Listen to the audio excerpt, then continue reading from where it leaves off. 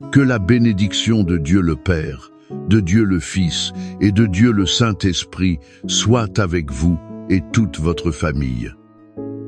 Que, en ce moment, un manteau de paix céleste couvre votre maison. Qu'un sceau de protection divine soit placé sur votre porte. Et que la présence du Seigneur transforme ce lieu en un sanctuaire d'espérance et de guérison. Soyez les bienvenus, frères et sœurs bien-aimés, à ce temps de prière. Ensemble, comme un seul corps en Christ, nous élèverons nos cœurs vers le Père. Nous rechercherons la protection, l'unité et la restauration pour nos familles. Respirez profondément, calmez votre esprit. Préparez-vous à entrer dans la salle du trône de la grâce. Notre Dieu est ici pour nous écouter et pour agir en notre faveur. Au nom du Seigneur Jésus-Christ, par le pouvoir qu'il y a en son nom, qui est au-dessus de tout nom, nous nous levons maintenant avec foi, comme gardiens de nos foyers. Nous déclarons que nos familles appartiennent au Seigneur. En autorité spirituelle, nous brisons et annulons toute œuvre des ténèbres. Celle-ci a été envoyée pour détruire la paix dans nos maisons. Nous brisons le pouvoir de l'esprit de division, de l'esprit de discorde. Nous brisons aussi l'esprit de commérage, d'incompréhension et de rébellion. Nous pulvérisons maintenant toute malédiction héréditaire et tout pacte des générations passées.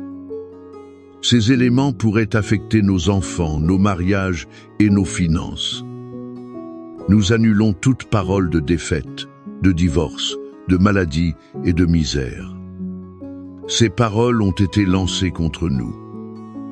Nous commandons que tout esprit maléfique qui sème la discorde entre mari et femme, entre parents et enfants, entre frères, qu'il sorte maintenant au nom de Jésus. Nous déclarons que les portes de nos maisons sont fermées à l'ennemi. Elles sont ouvertes pour le roi de gloire. Nous couvrons chaque membre de notre famille, du plus âgé jusqu'au bébé dans le ventre. Nous les couvrons avec le sang précieux de Jésus.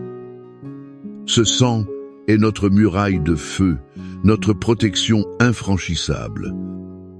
Nous proclamons que dans notre maison règne l'amour, le pardon, l'honneur, la paix et aussi la joie du Saint-Esprit. La victoire du Christ sur la croix est la victoire de notre famille aujourd'hui et pour toujours. Maintenant, bien-aimés, je vous invite à apaiser votre cœur et votre esprit. Plongeons dans l'une des histoires les plus belles et profondes que Jésus nous a racontées. C'est une histoire qui révèle le cœur de notre Père Céleste. Elle se trouve dans Luc, chapitre 15, la parabole du Fils prodigue.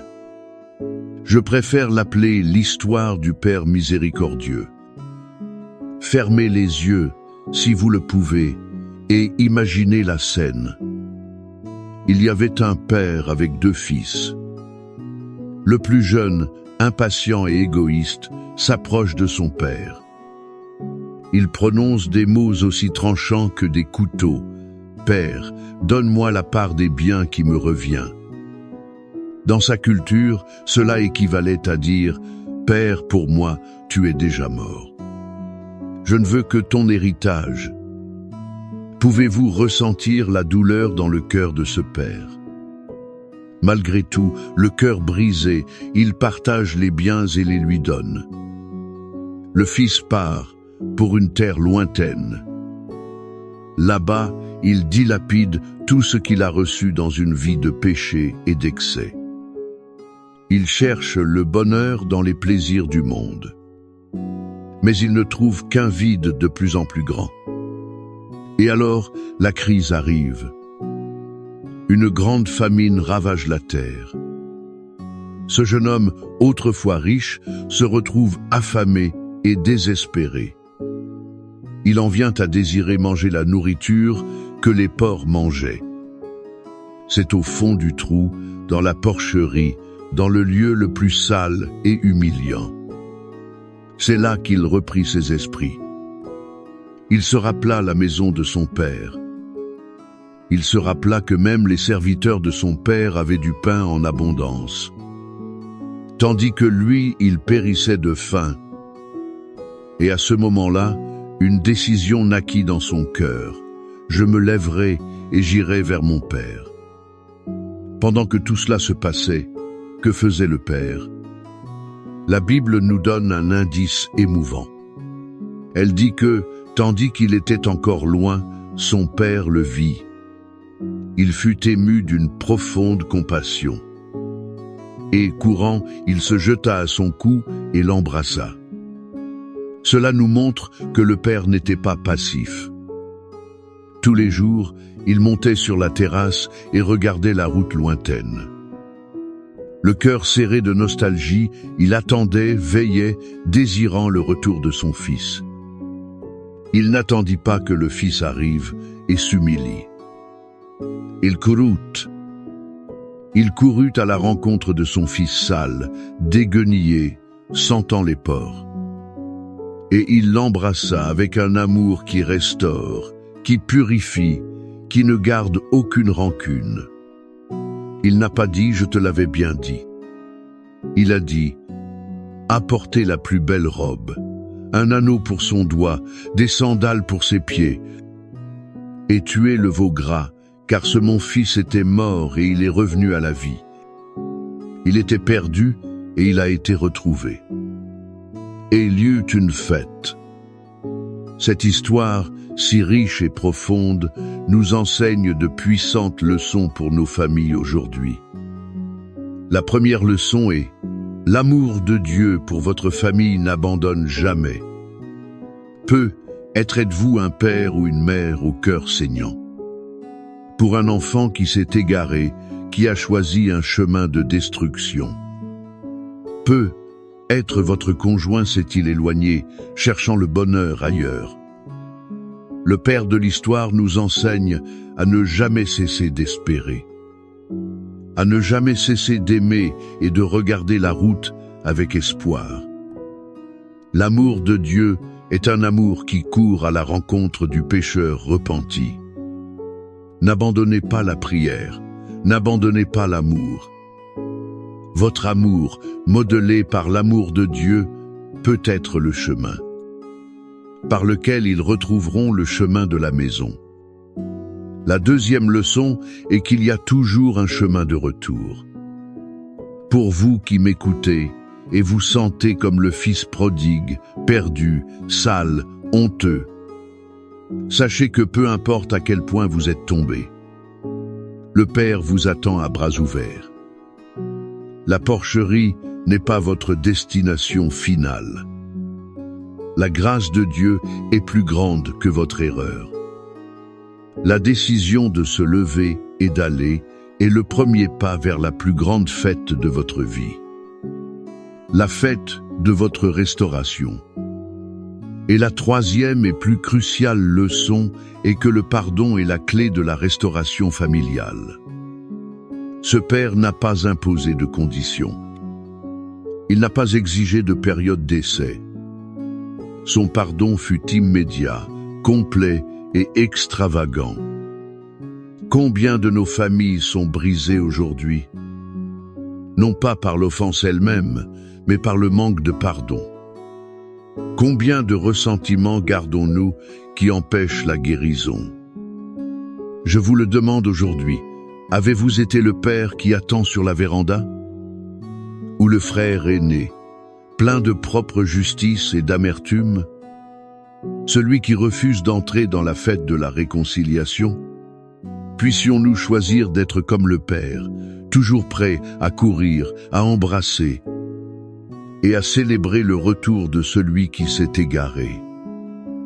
Cette image du Père qui court pour protéger, accueillir et restaurer, c'est la même que nous trouvons de manière poétique et puissante dans les psaumes.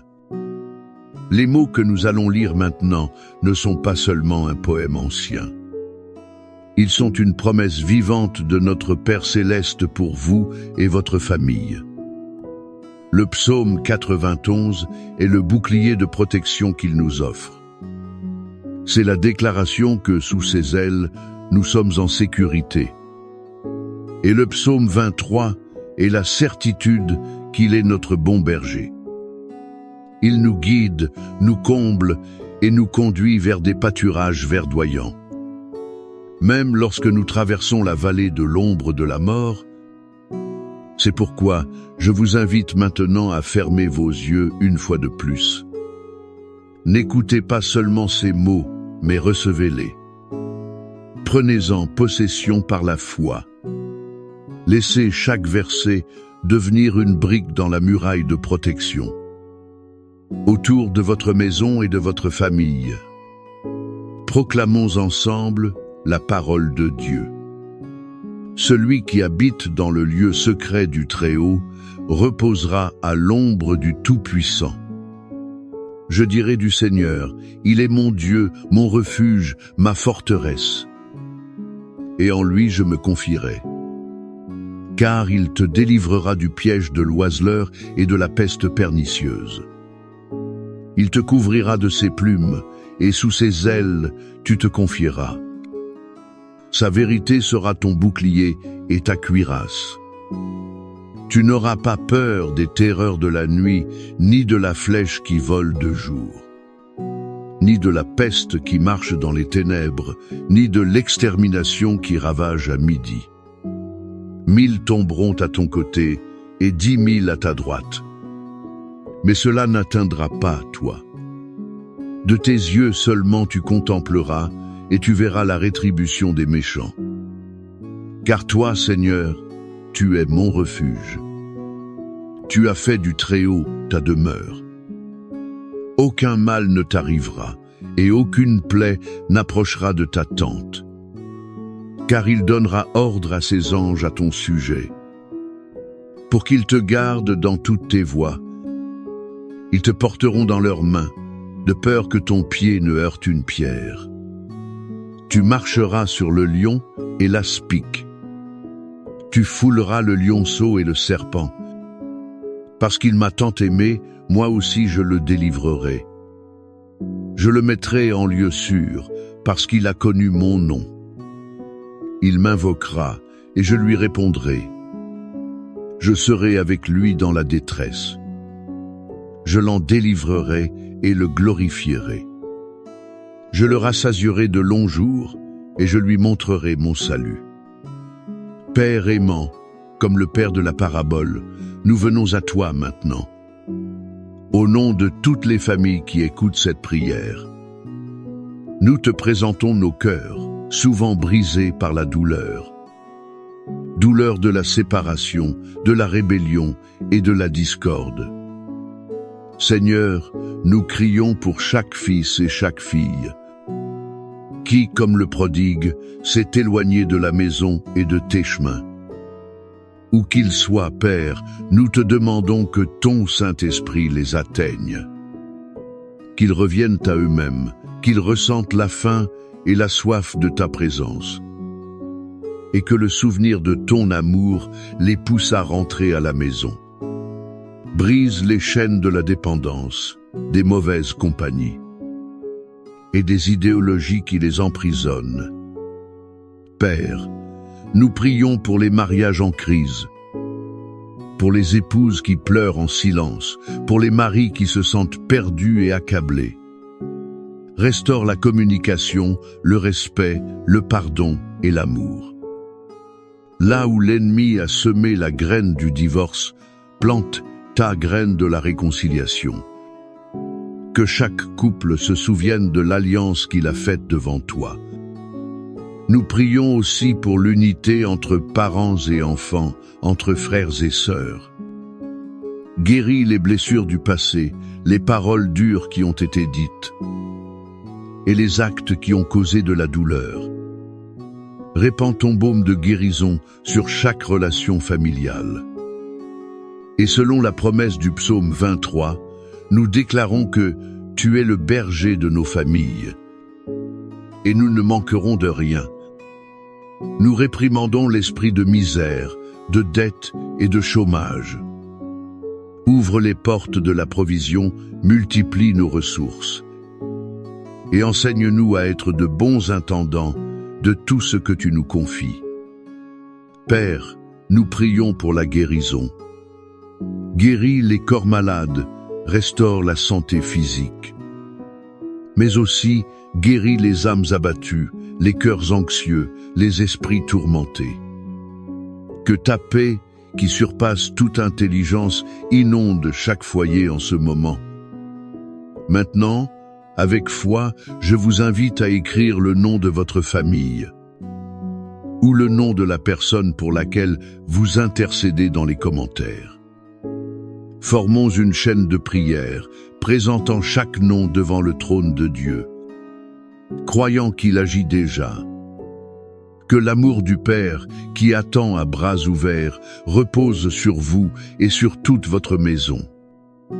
Que la grâce du Fils, qui a payé le prix de notre restauration, repose sur vous. Et que le réconfort du Saint-Esprit qui nous unit dans l'amour repose sur vous. Que votre famille soit un phare de la gloire de Dieu. Un témoignage vivant de son pouvoir de protéger, d'unir et de restaurer. Allez en paix, vivez dans l'espérance. Et reposez-vous dans la certitude que la bataille pour votre famille a déjà été gagnée à la croix. Au nom du Père, du Fils et du Saint-Esprit. Amen.